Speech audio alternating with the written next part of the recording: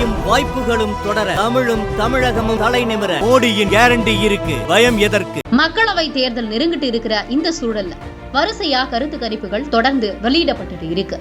இந்த நிலையில India TV CNX இணைந்து நடத்தின கருத்து கணிப்பு முடிவுகள் வெளியாகி இருக்கு.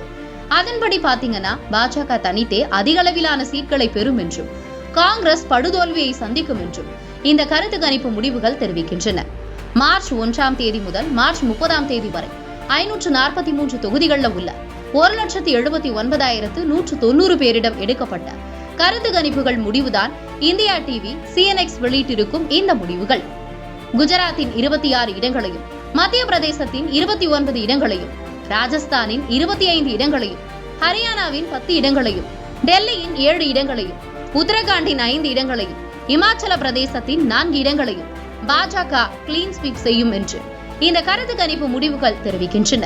அதே போல உத்தரப்பிரதேசத்தில் உள்ள 80 தொகுதிகளில் 73 பாஜகவும், பாஜக கூட்டணி கட்சிகள் 4 இடங்களையும் கைப்பற்றும் என்றும், சமாஜ்வாதி கட்சி 3 இடங்களை மட்டுமே கைப்பற்றும் என்றும் தெரிவிக்கப்பட்டிருக்கு. மேலும் உத்தரப்பிரதேசத்துல காங்கிரஸ் ஒரு சீட் கூட பெறாது என்றும் முடிவுகள் தெரிவிக்கின்றன. தொடர்ந்து பீகாரில் இருக்கிற 40 இடங்கள்ல 17 இடங்களையும், ஜார்க்கண்ட்ல இருக்கிற 14 இடங்கள்ல 12 இடங்களையும், கர்நாடகாவில 28 இடங்கள்ல 22 இடங்களையும், மகாராஷ்டிராவில இருக்கிற 48 இடங்கள்ல 27 இடங்களையும், ஒடிசாவில இருக்கிற 21 இடங்கள்ல 10 இடங்களையும், மேற்கு வங்கத்தில் இருக்கிற 42 இடங்கள்ல 22 இடங்களையும் பாஜக கைப்பற்றும் என்று கருத்து கணிப்பு முடிவுகள் கூறுகின்றன. மாநில கட்சிகள்ல திரிணாமுல் காங்கிரஸ் மேற்கு வங்கத்துல 19 இடங்களையும், தமிழ்நாட்டுல திமுக 18 இடங்களையும், ஆந்திராவில YSR காங்கிரஸ் கட்சி 10 இடங்களையும், தெலுங்கு தேசம் கட்சி 12 இடங்களையும், ஒடிசாவில் பிஜு ஜனதா தளம் 21 11 இடங்களையும் கைப்பற்றும் என்று தெரிவிக்கப்பட்டுள்ளது.